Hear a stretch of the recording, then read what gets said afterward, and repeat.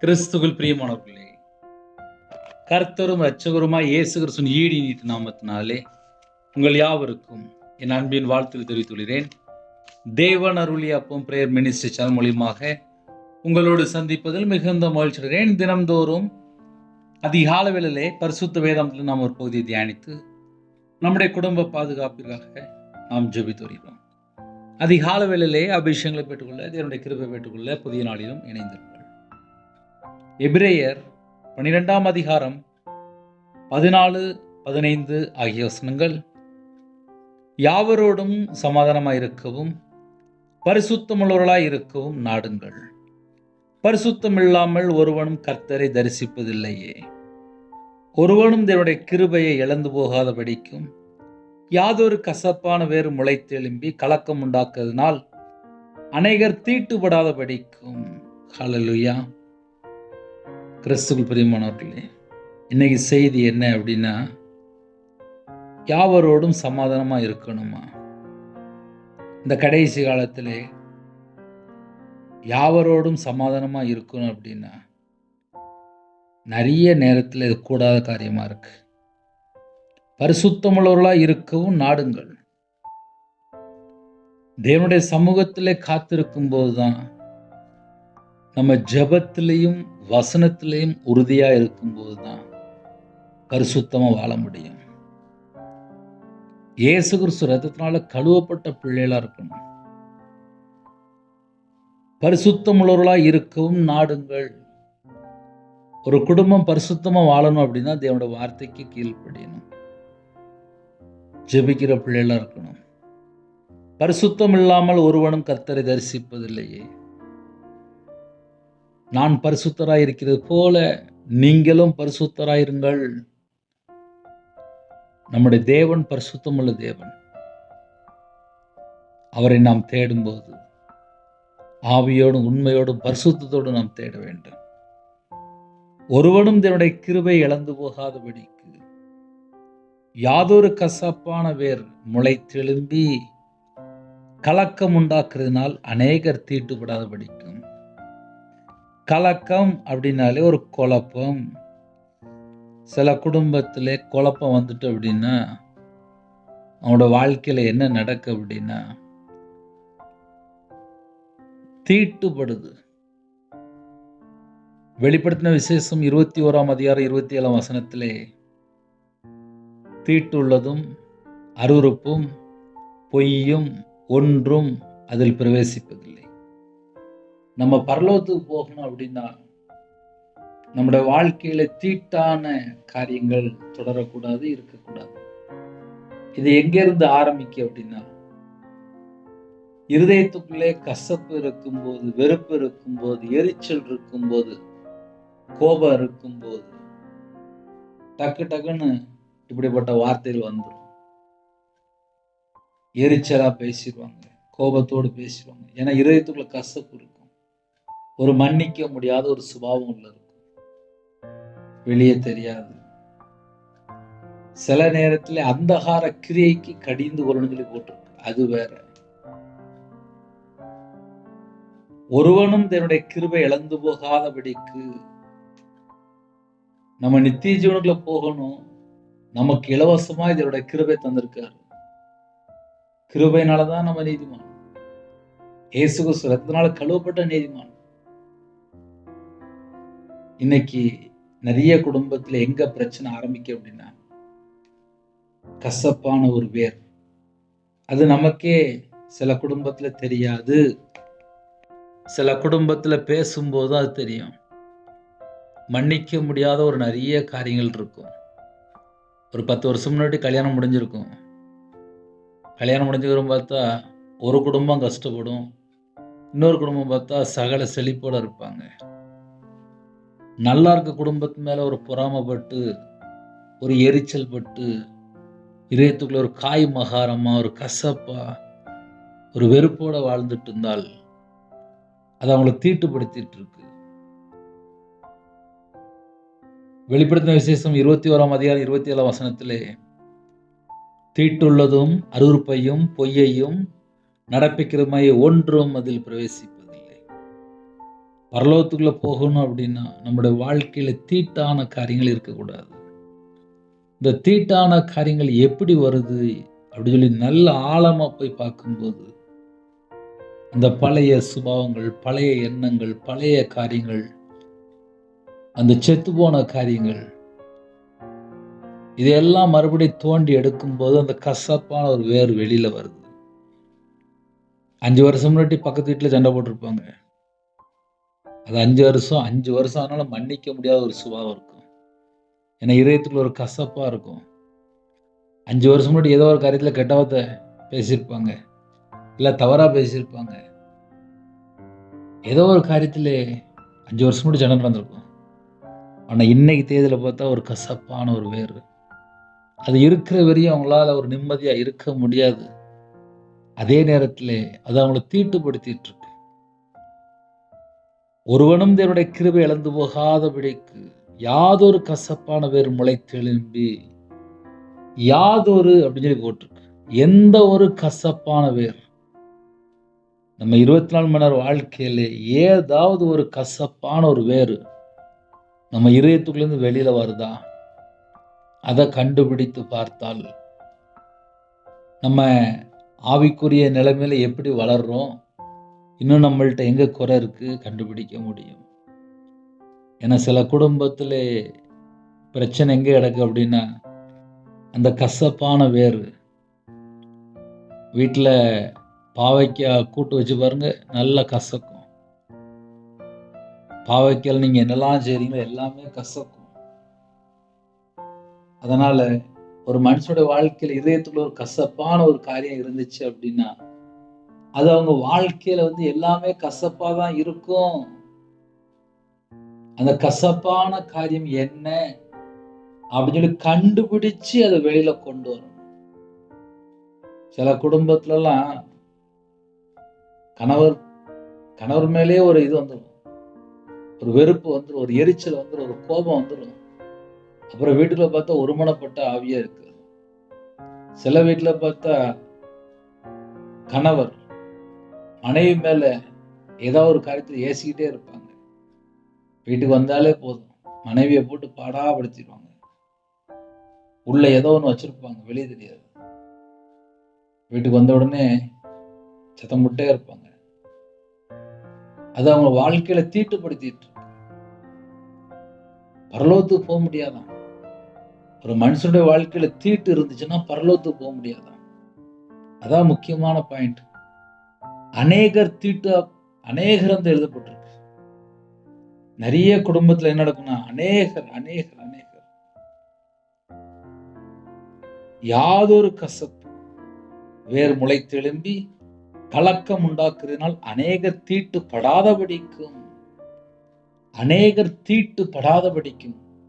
அநேகர் எதுல தீட்டுப்படுறாங்க அப்படின்னா அந்த கசப்பான ஒரு வேர். கசப்பான வேர் இருக்கும்போது அவனோட வாழ்க்கையில எப்போ பார்த்தாலும் ஒரு குழப்பம்தான் இருக்கும், ஒரு கலக்கம்தான் இருக்கும், நிம்மதி இருக்காது. அதனால கர்த்தருடைய பிள்ளைகள் யாரெல்லாம் இணைந்திருக்கிறீங்களோ, குடும்பத்துக்குள்ளே ஏதாவது ஒரு காரியத்திலே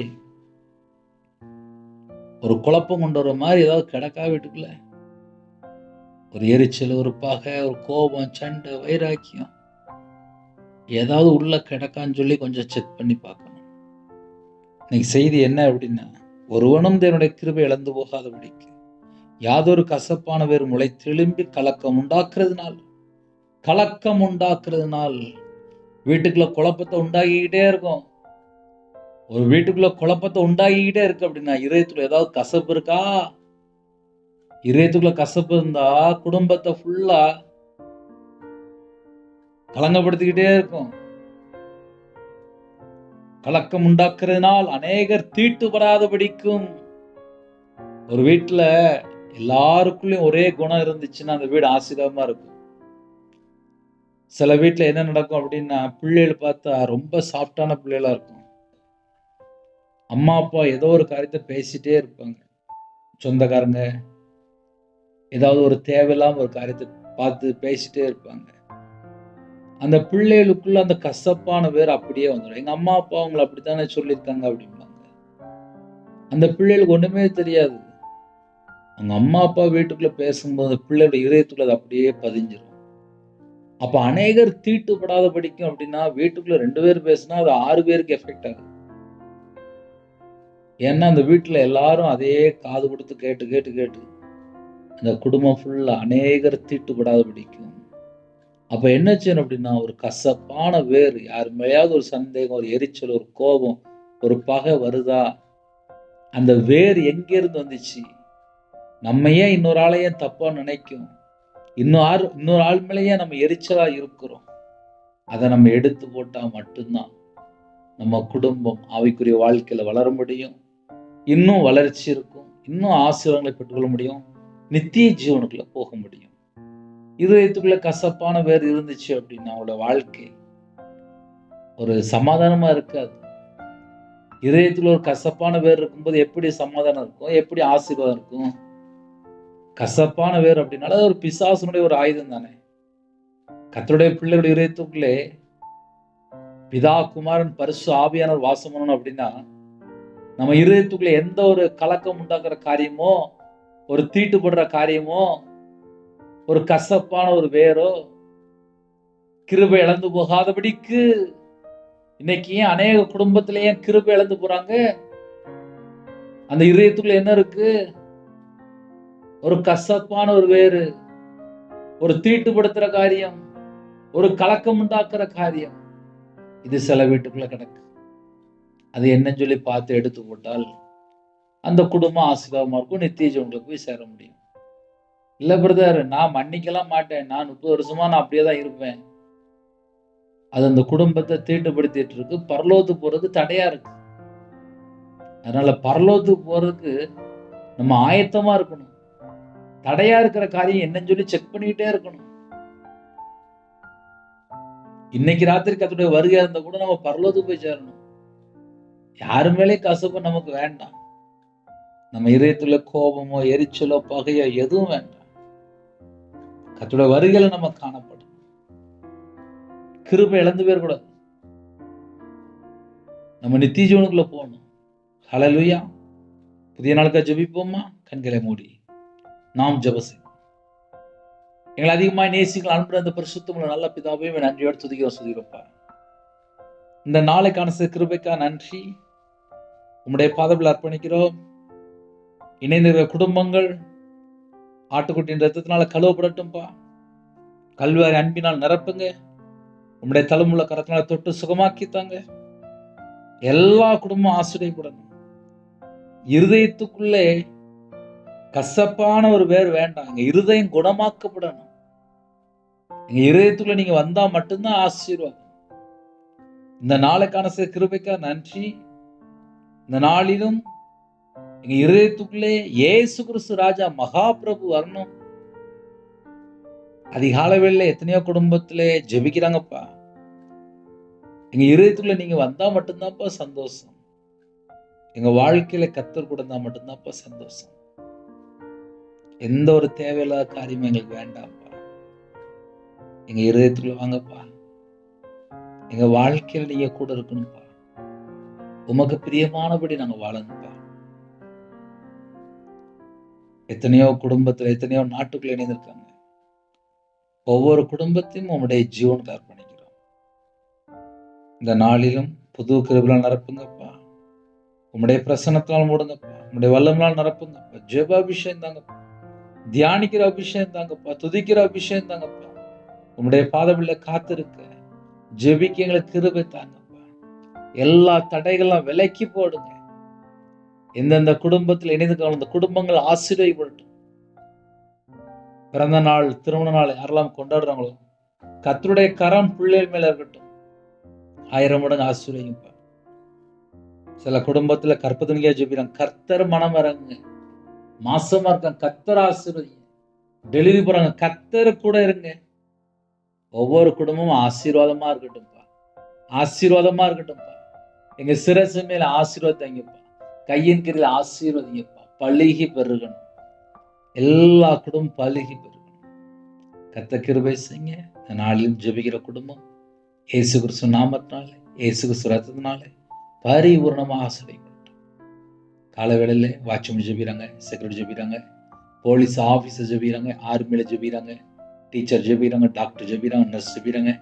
ஐடி ஃபீல்டில் அப்பா எத்தனையோ குடும்பம் வேலை பார்க்க, வேறு நாட்டுக்குள்ள வேலை பார்க்காங்க, விவசாயத்துக்கு போகிறாங்க, வியாபாரத்துக்கு போகிறாங்க. சில குடும்பத்தில் அப்பா கம்பெனி வச்சுருக்காங்க. கால வேளையில் பல குடும்பங்கள் இணைந்திருக்கிறாங்க. எல்லாரையும் உங்கள் பாதத்தில் அர்ப்பணிக்கிறோம்ப்பா. உங்கள் பிள்ளைகளோட நீங்கள் புறப்பட்டு போங்க. கர்த்தருடைய கரம் பிள்ளைகளோட கொடுக்கணும்ப்பா. படிக்கிற பிள்ளைகள் உங்களுடைய கரத்தில் அப்படின்னுப்பா. முன்னும் பின்னுமா தேவதூர்னி பாட்டும் சகலமான பாதுகாப்பு தாங்க. உங்கள் கிருபையால் நிரப்புங்கப்பா. வாலிப வயசுல உன் சிருஷ்டிகிற நினை என்று வேதம் சொல்லுது. தேவையில்லாத உலக காரியங்களுக்கு வேண்டாம்ப்பா. உலக காரியங்களுக்கு வேண்டாம்ப்பா. எத்தனையோ குடும்பத்தில் இணைந்திருக்காங்கப்பா. அக்னி அபிஷேகத்தை பெற்றுக்கொள்ளணும். கர்த்தருடைய வருகையில காணப்படணும்ப்பா. புது எண்ணெயால் அபிஷேகம் பண்ணுங்கப்பா. பாத்திரம் நிரம்பி விளையட்டும்ப்பா. பண்டகசாலை நிரம்பி விளையட்டும்ப்பா. ஆசீர்வாத கதவுகளை திறங்கப்பா. சில குடும்பத்துல தாழ்த்துறாங்கப்பா. ஆவிக்குரிய 9 வரங்களினாலும் 9 கனிகளினாலும் நிரப்புங்கப்பா. கிருபையின் வரலாறு நிரப்புங்கப்பா. ஞான வரலாறு நிரப்புங்கப்பா. தீர்க்க தரிசனம் வரலாறு நிரப்புங்க ராஜா. எல்லா குடும்பமும் இயேசு கிறிஸ்து நாமத்தினால் ஆசீர்வதிக்கப்படட்டும். யாரெல்லாம் தாழ்த்துறோம் அந்த குடும்பம் ஆசீர்வதிக்கப்படட்டும். இணைந்துகிற குடும்பத்தை கர்த்தர் ஆசீர்வதிங்க. கர்த்தர் ஆசீர்வதிங்க. கர்த்தர் ஆசீர்வதிங்க. சரீரத்துல பலவீனத்தோடு படுத்த படுக்கையில் ஹாஸ்பிட்டல் அவசர சிகிச்சையில் எந்த நாட்டுக்குள்ள இருக்கணும் அந்த குடும்பத்தை கர்த்தர் சந்திங்கப்பா. அந்த குடும்பத்தை கர்த்தர் சந்திங்கப்பா. அந்த குடும்பத்தை கர்த்தர் சந்திங்கப்பா. பலவீனத்தை எல்லாம் நீக்கி போடுங்கப்பா. உம்முடைய தலைமுறை கரத்தினால் தொட்டு சுகமாக்கி தாங்கப்பா. இணைந்துகிற குடும்பம் இயேசு கிறிஸ்து நாமத்தினால் ஆசீர்வதிக்கப்படட்டும். காலவேளையில எத்தனையோ தேவைகள் உண்டு. நிறைய குடும்பத்தில் கடன் பிரச்சனை. இந்த கடன் பிரச்சனைக்கு ஒரு முடிவு கொண்டு வாங்கப்பா. இணைந்துகிற குடும்பங்கள் உம்முடைய பாதத்தில் அர்ப்பணிக்கிறோம்ப்பா. அவங்களோட வம்சம், அவங்களுடைய தலைமுறை எல்லாம் ஆசீர்வதிக்கப்படட்டும். திருமண தேவைக்கா ஜெபிக்கிறோம். கர்த்தர் வாசல் திறந்து கொடுங்க. பிள்ளைகள் ஆயத்தமா இருக்காங்க. ஏற்ற துணையை தாங்க. மிஷினரி மாதிரி உங்களுடைய கரத்தில் அர்ப்பணிக்கிறோம். எந்தெந்த நாட்டுக்குள்ள இருக்காங்களோ அவங்களுடைய தேவைகள் எல்லாவற்றையும் கர்த்தர் சந்திங்க. முன்னும் பின்னுமா தேவ தூதரை நிப்பாட்டுங்க. உங்க பிள்ளைகளோட நீங்க புறப்பட்டு போங்க. யாரெல்லாம் கால வேளையில இணைந்திருக்காங்க அந்த குடும்பங்கள் ரட்சிக்கப்படணும். கர்த்தரை விட்டு தள்ளி போன பாவங்கள் என்னென்ன காரியங்களுக்கு எல்லாவற்றையும் மன்னித்து உங்க பிள்ளைகளை கர்த்தர் மீட்டெடுங்க. திருமணம் முடிந்ததுக்கு நிறைய குடும்பத்துல கோர்ட்டு கேஸ் சொல்லி போயிட்டுருக்காங்கப்பா. அந்த குடும்பத்தை கர்த்தர் சந்திங்க. கர்த்தர் சந்திங்க. பிரிந்த குடும்பங்கள் இணைந்து வளர்க்கத்த கிருபை செய்யுங்க. கற்பதங்க ஜெபிக்கிறாங்கப்பா. கர்த்தர் ஆசீர்வதிங்க. மாசமா கர்த்தர் ஆசீர்வதிங்க. டெலிவரி போறாங்க கர்த்தர் கூட இருங்க. இந்த நாள் தேவையில் எல்லாவற்றையும் சந்திங்க. தேவன் அருளி அப்பம் பிரேயர் மினிஸ்டர் மூலியமாக இணைந்துகிற குடும்பங்கள் இயேசு கிறிஸ்து நாமத்தினாலே, இயேசு கிறிஸ்து ரத்தத்தினாலே ஆசீர்வதிக்கப்படட்டும்ப்பா. உங்க பாதத்தில் அர்ப்பணிக்கிறோம். கர்த்தர் பொறுப்படுத்துங்க. துதி கன மகிமை எல்லாம் ஒருக்கே செலுத்திடுவோம். இயேசு கிறிஸ்து பிதாவே ஆமென். தேவனுக்கு மகிமையுண்டாவதாக. கர்த்தர் தாமே உங்களை உங்கள் குடும்பத்தையும் சகல காரியத்தையும் சம்பூர்ணமாக திருப்தியாக கர்த்தர் கூட ஆசீர்வதிப்பாராக. ஆமென். கர்த்தராகிய இயேசுவின் கிருபையும் பிதாவாகிய அன்பும் பரிசுத்தனோட ஐக்கியம் இப்பொழுதும் எப்பொழுதும் சதா காலங்களிலும் நம்ம நேரம் கொடுப்பதாக. கிறிஸ்துவில் பிரியமானவர்களே, 9363064181 நம்பர் உண்டாகும். நாங்கள் உங்களுக்காக குடும்பத்துக்காக ஜெபிப்போம். எங்களுடைய ஊழியக்காக தொடர்ந்து ஜெபித்துக் கொள்ளுங்கள். God bless you. Thanks for watching. Please subscribe our channel. Click the like and share. Click the bell. God bless you.